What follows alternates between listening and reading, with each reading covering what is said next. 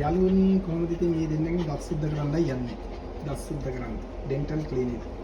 මේ බලන්නකෝ එයාගේ දත්වල හැටි. හරිද? එයාව දැන් සුද්ධ කරන්නයි යන්නේ. දෙපැත්තම මේ වගේ. ఏం చూసాం వరేనా ఓకే ఆ ఫుడ్ అడిగినిಲ್ಲ ఇక్కడ යාළුවනි දත් සුද්ධ කරලා ඉන්නේ.